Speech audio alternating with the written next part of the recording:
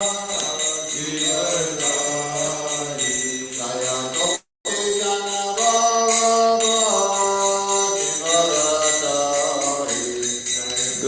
Jana Baba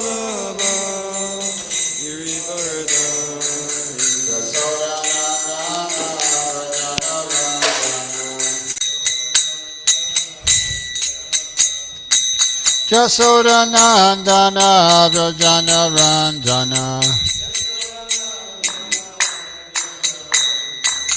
Ramunatira Vanachari Jamunatira Vanachari Jaya Radha Madhava Kunjabihari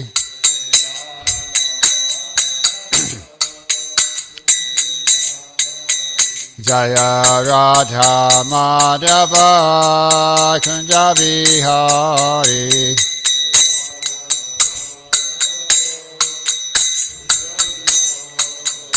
Jaya Gopi Jana Vallabha Kirivarajari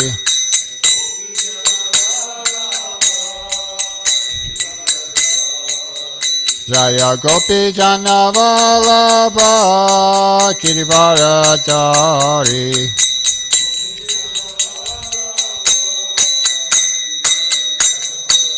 Jasoda Nandana Vrajana Ranjana Jasoda Nandana Vrajana Ranjana Yamunatira Vanachari Yamunatira Vanachari Jaya Radha Madhava Kunjabihari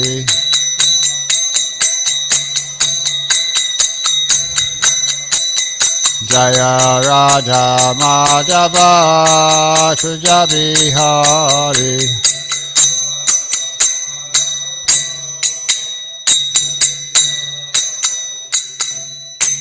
Om Namah Bhagavate Vasudevaya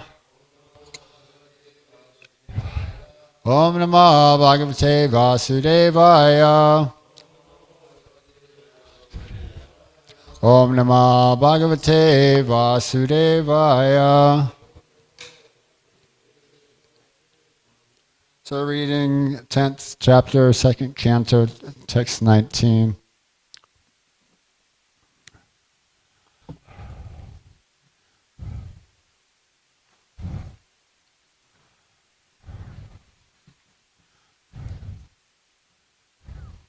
So we're on 18.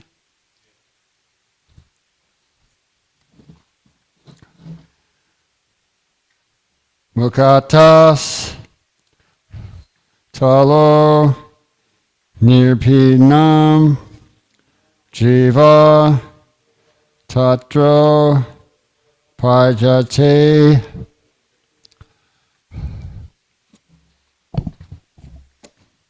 Tato Nana Raso Jagnain Jivaya Yo Digyamite Mukatas Talo Nirpinam Jiva Tatro Pachayate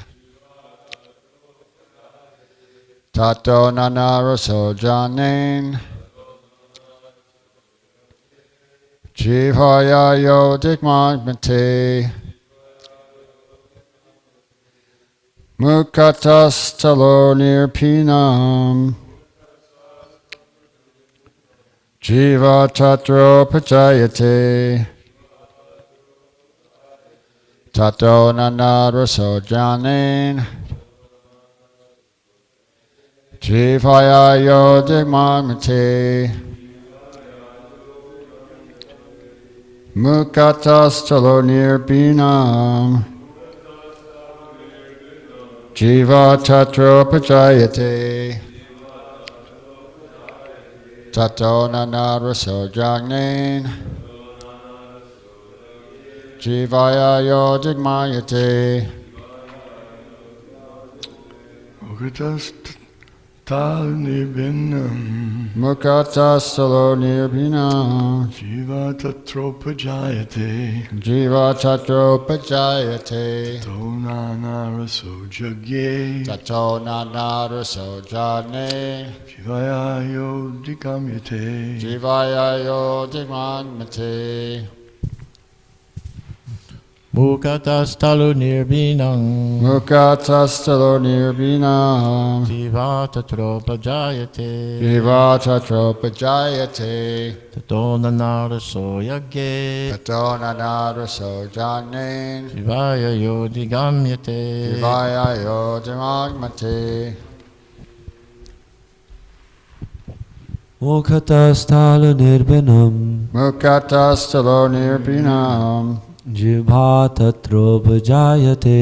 Jiva tatropajayate. Tato nanaraso jagye. Tato nanaraso jagnin. Jibhaya yodigamyate. Jivaya yodigmayate. Mukatastalu nirbinam. Mukatastalo nirbinam.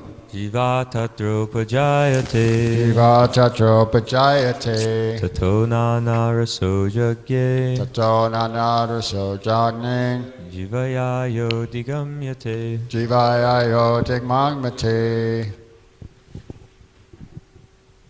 Mukatastalo nirbinam. Mukatastalo nirbinam. Jihva tatropajayate. Jiva tatropajayate. Tato nanaraso jagye. Tato nanaraso jagnin. Jihvaya yodigamyate. Jivaya yodigmayate. Mukatastalo nirbinam. Mukatastalo nirbinam. Jiva tatrupajayate. Jiva tatropajayate. Tato nana raso jagye. Tato nanaraso jagnin. Jihvaya yodigamyate. Jivaya yodigmayate. Mukatastalu nirbinam. Mukatastalo nirbinam. Jiva tatropajayate. Jiva tatropajayate. Tato nana raso jagye. Tato nanaraso jagnin. Jivaya yodigamate. Jivaya yodigmayate. Mukatastalo nirbinam. Mukatastalo nirbinam. Jiva tatropajayate. Jiva tatropajayate. Tato nanaraso jagye. Tato nanaraso jagnin. Jivaya yodigamyate. Jivaya yodigmayate. Mukatastalo nirbinam. Mukatastalo nirbinam. Jiva tatrapajayate. Jiva tatropajayate. Tato nana raso jagye. Tato nanaraso jagnin. Jivaya yodigamyate. Jivaya yodigmayate. Mukatastalo nirbinam. Mukatastalo nirbinam. Jiva tatropajayate. Jiva tatropajayate. Tato nanaraso jagye. Tato nanaraso jagnin. Jivaya yodigamyate. Jivaya yodigmayate. Well, that was everyone. Everyone chanting. So we'll do word by word synonyms. Mukata, from the mouth. Talu, the palate. Nirbinam, being generated. Jiva, the tongue. Tatra, thereupon. Upajayate, becomes manifested. Tata, thereupon. Nanarasa, various tastes. Jagni, became manifested. Jivaya, by the tongue. Ya, which, Adigagmate, become relished. Translation and purport by His Divine Grace A.C. Bhaktivedanta Swami and Srila Prabhupada. From the mouth, the palate became manifested, and thereupon the tongue was also generated. After this, all the different tastes came into existence, so that the tongue can relish them. This gradual process of evolution suggests the explanation of the controlling deities, Adidaiva, because Varuna is the controlling deity for all relishable juices. Therefore, the mouth becomes the resting place for the tongue, which tastes all the different juices of which the controlling deity is Varuna. This suggests, therefore, that Varuna was also generated along with the development of the tongue. The tongue and the palate, being instrumental, are adibodham, or forms of matter. But the functioning deity, who is a living entity, is Adidaiva, whereas the person undergoing the function is Adhyatma. Thus, the three categories are also explained as to their birth after the opening of the mouth of the Virat Purusha. The four principles mentioned in this verse serve to explain the three main principles, namely the Adhyatma, Adidaiva, and Adibodham, as explained before. So we're hearing about the about creation of the universe, and we're hearing about the Virat Roop, how the Virat Roop is coming into coming into manifestation. And it's a gradual evolutionary process of what's taking place. So each of the senses, including the working senses, the hands and the feet, and the mind, they all become manifest when the Lord is in the form of Virat Rupa, desires to perform actions, desires to relish tastes, and desires to see form, and to have sensation.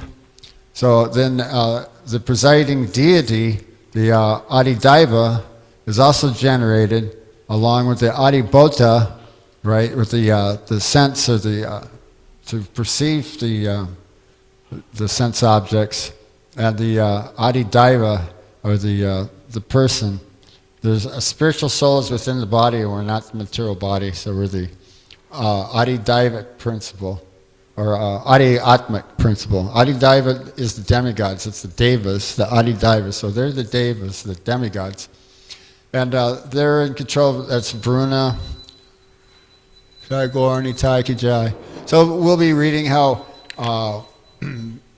everything is included, even the Lord desired to generate, right? And so death, Mitra, in a lot of places, other places, Yamaraj is the controlling, let's see, it's Prajapati, actually. The progenitors of the universe is Prajapati, so he's presiding deity over the organ of procreation.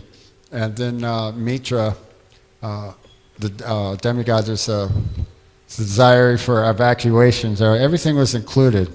Everything is included here. So as we continue to read on the next verses, this is what we're going to be reading about. But this is to answer Maharaj Parikshit's questions in the one of the principles for the 10 principles of Srimad Bhagavatam is to understand the creation and the Virat Rupa, the universal form of the Lord. So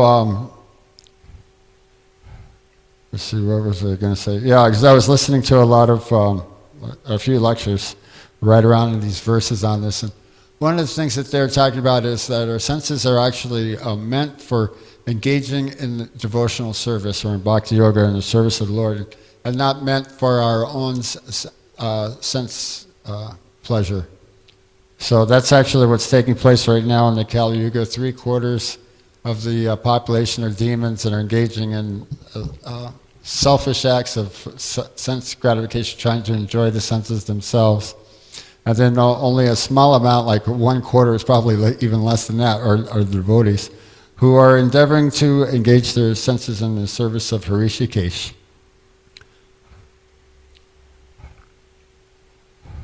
Did Maharaj want to speak on any of these verses? Or? The function it requires all three. Varuna is a demigod of water. And that means that in order for us to taste, for the living entities to taste anything, there must be water. Without water, one cannot taste anything. Just as we find that without sun, without light, the eyes don't work. So they're connected with the controlling deity, the Adidaivam. In that case would be Surya, the sun. And the element of earth is required so that the living entities can smell fragrances. And so the Adidaiva is a person, a deity. The demigods, they're not the Supreme Lord, but they have power to control the taste function for all living entities. And the Lord empowers these demigods to perform incredible acts, to have so much power. One may think, it's not surprising then, that one may think, I should worship the demigods. Because who could be so powerful? He can fly, he can disappear, all the mystic powers they have. They have so much wealth, so much beauty, their longevity, they live for millions of years. So some people who are not well educated mistake the demigods to be God, to be the supreme. It's like today we have people even less advanced, and they find, if they find a person who has even a little mystic power, maybe he can make some ashes appear or something, or he can make a ball come out of his mouth, or something simple, or control someone's mind a little bit, then he can be accepted as God by the people today. So foolish. There was, when Lord Chaitanya was present, there were some people worshiping. They thought it was God on the river. They thought it was Krishna dancing on the head of the Kaliya snake. So people were going there and worshiping God. And so Lord Chaitanya, they told him that when he came there, that in this particular place, Krishna is dancing on the Kaliya. You should go and see at night. So Lord Chaitanya asked some learned person, and then he explained that it wasn't that Krishna was dancing on the heads of Kaliya. It was a fisherman who was keeping his light on his boat at night, and because it looked like somebody imagined that it was Krishna dancing on Kaliya, so that became God. Nowadays they have gods also. Right here in Kansas City, there are people worshiping so-called God. Ordinary man is taken to be God. So it's not surprising. But if one understands how great God is, then he's not likely to be misinformed and accept an ordinary person as God. Because that's a great mistake. It's horrible to be an atheist, but to accept someone that isn't God as God, he's also an atheist, but he's foolish also. They're both foolish. But this type of thing has given religion a bad name. When someone worships anyone as God, so the poor government, they don't know who's God, if there's God, what is God, so they just say, we don't accept any. We can't let anyone teach religion in school because we don't know whether the God is real or not. So this is the state of affairs the world is in. And Bhagavatam will answer the question. Yes, there is God, but He must be complete. He must have all power. He must be greater than the greatest, a samurdha. No one is equal to Him or greater than Him. Krishna proved that He was not only greater than any demigod, but He had defeated all the demigods when they attacked Him. He was requested by Indra to kill Narakasura, who was causing great disturbance to the demigods. So Krishna agreed to do it on the basis, on the agreement that after Krishna took care of that demon, protecting the demigods, returning all their items that had been stolen. So Krishna did that. He returned the earrings of Aditi, and he returned the throne and umbrella of Indra, many different things. And then he said, so now I want to take the Parijata flower tree for my wife. And they did not agree. They changed their story, reneging. They reneged on the agreement. So Krishna said, well, you reneged on the agreement, so I'm taking the Parijata. You can try to stop me if you like. So Indra tried, and he got all the demigods. And they all tried together to defeat Krishna. And Krishna easily defeated them. And he took the Parijata tree, and whatever he liked, he took tops of big mountains, he took certain tops of them. Took the assembly house, the assembly of Indra, the heavenly assembly house. What's the name of it?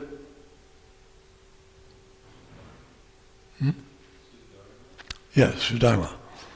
So he took that and brought it down to Dwarka. He took many things, but they couldn't do anything because he's God. And even if all the demigods attack him, 330 million demigods attack him, they join together a big coalition. Doesn't matter. Krishna can defeat everyone at the same time. So he's God. But he empowers the living entities to act almost, not almost, but it appears like almost to the ordinary people with such power. So it's good to remember this when studying the Vedas, because if one tries to study the Vedas without the guidance of a bona fide spiritual master, he's likely to become confused because he'll think that Surya's God or Shiva's God or Brahma's God or so many demigods. He'll think they're God.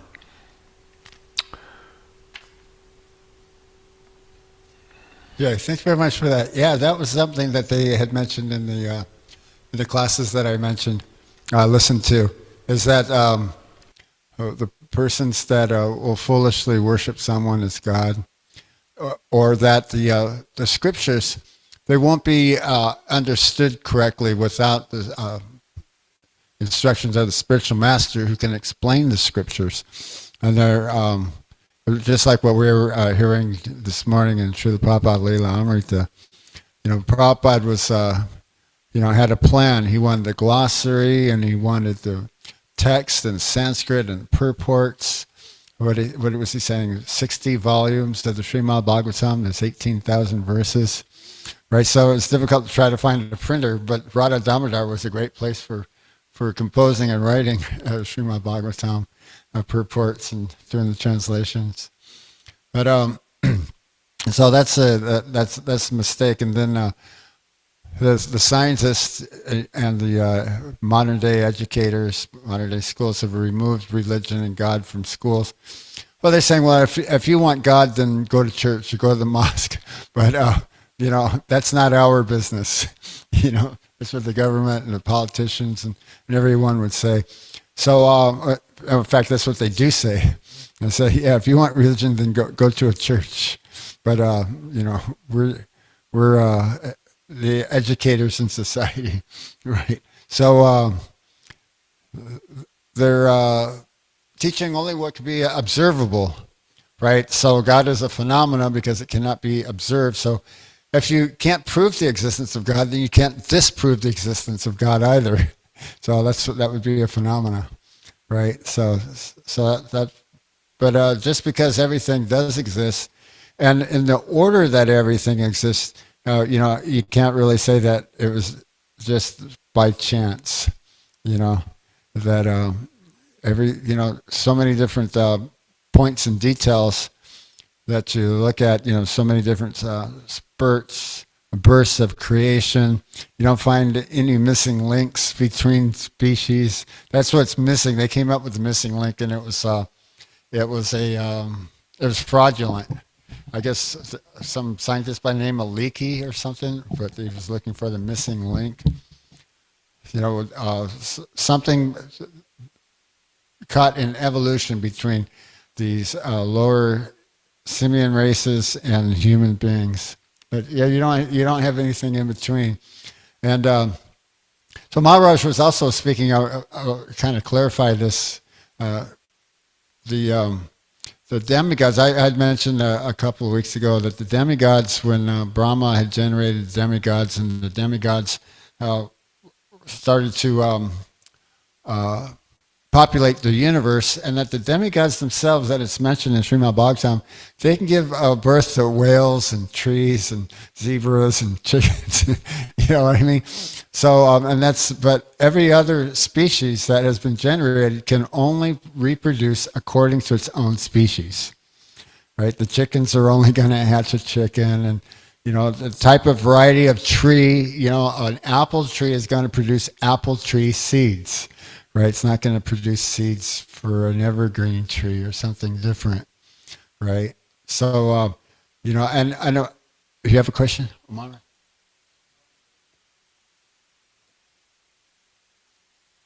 Discussing this yesterday also, a question came up about crossbreeding. And in the Krishna book, it describes that when Lord Krishna and Lord Balaram went to school at Avanti Desh, in the school of Sandipani Muni, their teacher, one of the items he taught was crossbreeding different trees and plants to produce different types of fruits, tastes. So that's also there.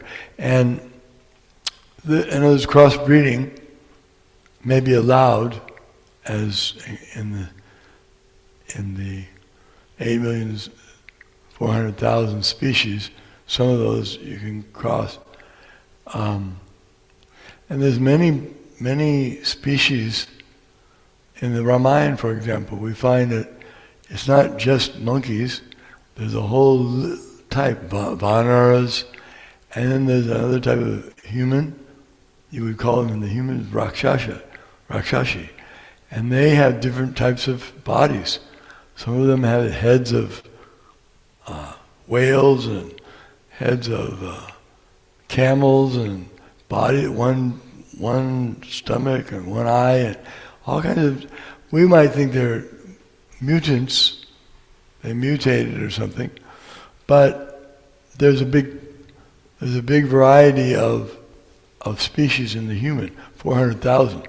That means Rakshasi, all the Rakshasi groups are included there, and because we know that when Sita was kept in bondage by Ravana, he had all these Rakshasis tormenting her all the time.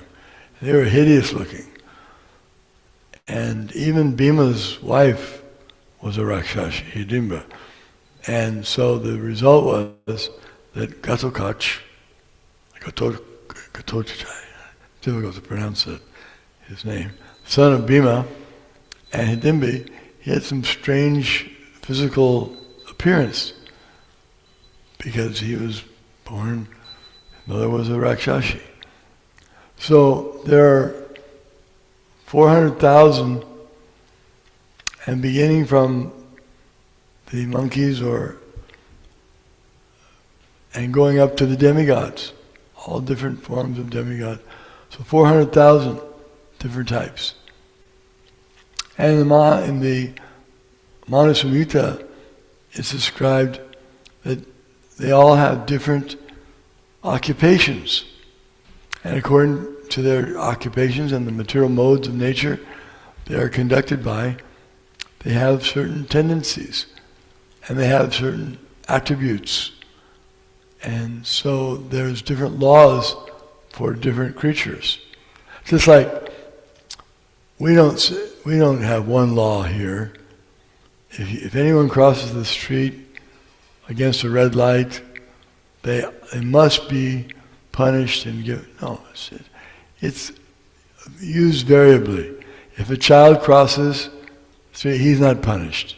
If an animal crosses, he's not punished. If an old person who's blind crosses, he's not punished. So there's so many different ones. And there's different laws according to the person's situation. Thank you. Yeah, thank you very much for that. Yeah, that's what Maharaj was saying yesterday. Yeah, that was a really good question, a really good explanation about crossbreeding. Because, cats, they're also not a natural animal. They've also been bred. So yeah, that there's a whole science on crossbreeding. But as Maharaj had stated, they can't reproduce. They can't reproduce on their own. Like a mule, which is a crossbreed between a donkey and a horse. We had a mule. This mule was a famous mule from the studios. He was in this movie, Cat Ballou. Well, I guess he was in a lot of movies, but he was featured like in a starring role. It was an old Western, and like Lee Marvin was a real demon sheriff. He was always intoxicated and sleeping on this mule. But we had this mule in our front yard, and they go, yeah. He thinks it's beautiful songs, beautiful music. All right. And the people used to come to see him all the time because he was big and very photogenic. Whether donkeys or small, horses or got a medium to large, but he was large. He was very photogenic, so people used to come to see him. So we had a mule, who had the donkey. It was gray, like gray flannel, kind of, personality. But that's the art of the Vedas, though. Like what Maharaj was saying, like so many different of the demons, the Rakshasas and Rakshashis, who had different forms, and were hideous. But if they are to be engaged in the proper dharma for their specific mode, right, they can be elevated, But of course, Krishna consciousness, everybody can engage in Krishna consciousness, regardless of caste, birth, or physical discrepancies, mental or physical discrepancies. Unless one's too far out that they just can't function, then maybe perhaps they can. Try to do what they can do, but on their own, if they can't, function within the society, of devotees. But I've seen persons, Maharaj has probably seen it too, persons who have become purified and, and all this, all of a sudden they're clear and they're speaking clearly and coherently instead of not acting so, crazy and unresponsible for their actions. We've seen this. We've seen people get purified like that. But one who studies Bhagavad Gita, they worship the Lord with their intelligence. So one increases your intelligence, they were stating like chanting the Hare Krishna mantra definitely sharpens the intelligence. And, trying to chant purely, trying to avoid the offenses and to be absorbed or to be attentive while chanting the holy name of the Lord. That's one of the offenses, to be inattentive. So basically what we kind of work on is the wandering mind. So Bhagavad Gita says, from whatever and wherever the mind wanders due to its flickering and unsteady nature, one must certainly withdraw it, bring it under control of the self. Like that. So everything's all cut and dry. We have the process, the program. We have Srila Prabhupada's books. He's presenting the philosophy. He's giving us the purports that explain it. So everything's there. We don't need to speculate or sit around on the mental platform. In fact, that was one of the things that they were mentioning about in the Gaudiya Math. That, well, they stopped the publications and they stopped the book distributions, right? Did we read that this morning? They were asking Srila Prabhupada, why does he think there needs to be another commentary on Srimad Bhagavatam? But he's just simply carrying out the orders of his spiritual master. When Srila Prabhupada first met his spiritual master, I believe it was 1933, Prabhupada was paying his obeisances, and when he came up, Bhakti Siddhanta was saying, please distribute Krishna consciousness in the English language, right? And so Prabhupada took that really pretty seriously, So that was a nice request, and a nice request specifically to give to Srila Prabhupada, and that Srila Prabhupada was actually favored by Krishna when he came to the United States and struggled for a year, and then things materialized, and they opened temples and persons came and offered themselves for initiation, and the movement grew. Some very nice devotees within the movement. So let's see what's. So what we want to do is just not speculate, but take the instructions of the spiritual master, and stick with that. Rather than be on the mental platform. Well, should we do this? Or should we do that? Or imagine ourselves to be on like a higher platform than what we actually really are. They're saying we have to remember that we're neophytes, right? And so neophytes, we have a specific process of following the program, and we have to do this, right? Because that's our position. So, are there any questions or comments or anything? Yeah.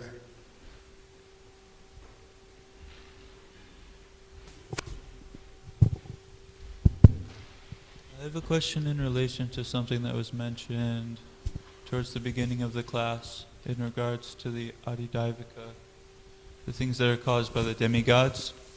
It was mentioned that there's demigods in charge of all the different senses. And it's described that there are forms of the Lord that are the presiding deities of the different qualities that we have. For instance, creativity, the presiding deity of creativity is Shankarshan. So I'm wondering, I know like when we do Achman, we're saying different names of the Lord and touching different senses of our body. So I'm wondering, are these the presiding deities of the different senses in relation to Krishna? Are there presiding deities or presiding forms of Krishna in relation to the different senses rather than just a coverall saying Rishikesh is in charge of all the senses? Right, yeah, that was my explanation. That's the way it was explained to me. Because, when we're putting on tilak, right, Keshavaya, so please protect, my forehead, my front, right, please protect my abdomen, Narayana, Madhavaya, please protect my chest, Govindaya, please protect my throat, please protect my right side, Vaishnavaya, and Vamanaya, Lord Vamanadev, please protect my left side. So from what I understand, these are the presiding deities of the specific areas of the body. What Maharaj was just saying, I've heard this before, what is it? It's like, over 300 million demigods, and Krishna fought them all. So there's a list of demigods and their specific functions. But that was my explanation for it. The way it was explained to me. Do you have a question? Yeah.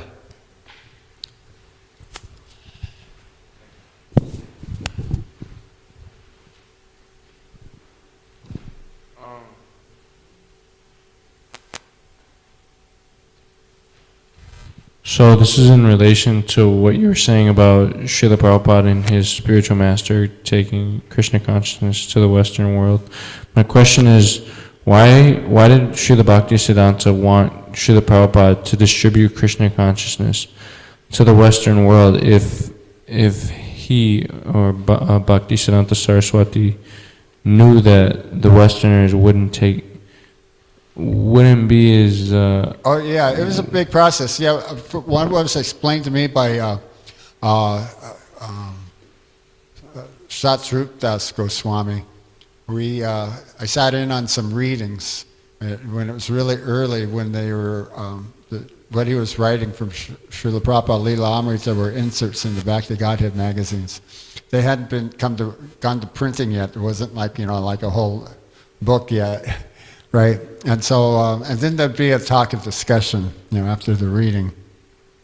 And he was saying there was no open secret. Bhaktisiddhanta was always urging everyone to preach Krishna consciousness in the English language, right? So this wasn't, like a special, although it was a special instruction, but it wasn't some specific instruction only just for Srila Prabhupada, but that was for everyone.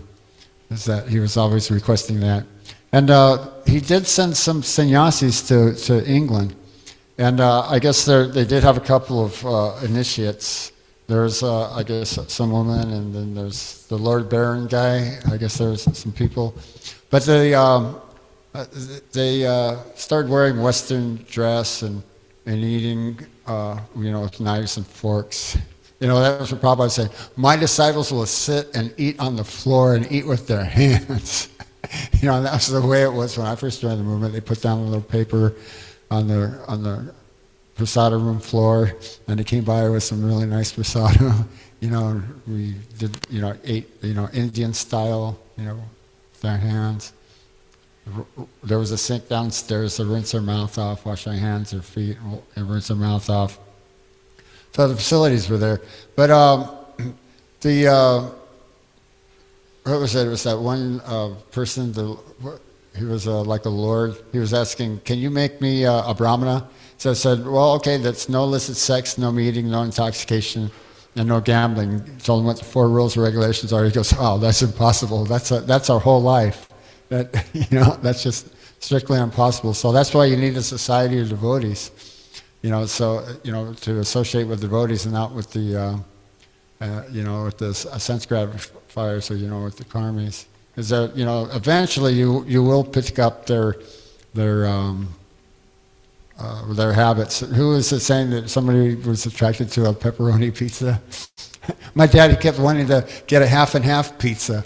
I go, no, I can't have a half pizza. I don't want to have I don't want to eat half of the. He goes, well, why not? I'm going, well, it's all cooked together and all gets something. It's all the same anyways. And I'm going, I really don't want that. It was kind of really disgusting to me. But and actually it is. But if you associate with the karmis and the materialists like long enough, you'll. Because, they don't want you getting up early in the morning and waking them up, Even if you try to go someplace that's far enough away from them where they're chanting, they can still hear you at that time in the morning. When I was on Navy base, I'd take a walk over to the park, and I was trying to find different places. There was a closet. I'd go in the closet somewhere, in our, the compound structures in our barracks. Right, and then I'd go take a walk down the park, and our company commander was telling us, going, this chanting thing, can't you chant quietly and silently, it's disturbing people while they're sleeping. Even getting up at that time and walking out of the building, walking down the hallway, trying to go downstairs is waking people up. So they. And then, there's a thing, they want you to eat what they're eating, because then there's a thing about washing the dishes, and there's food in the refrigerator,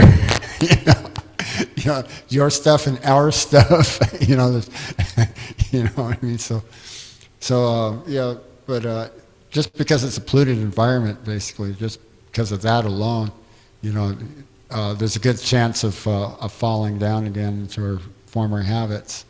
And so, remain within the association of devotees and follow 4 regs and follow the instructions of our spiritual master and read and study Bhagavad Gita and Srimad Bhagavatam and go back home, back to Godhead. Chant Hare Krishna and take prasad. So, are there any other questions or comments? Or okay, we can end Srimad Bhagavatam class there. Srimad Bhagavatam class, ki jai.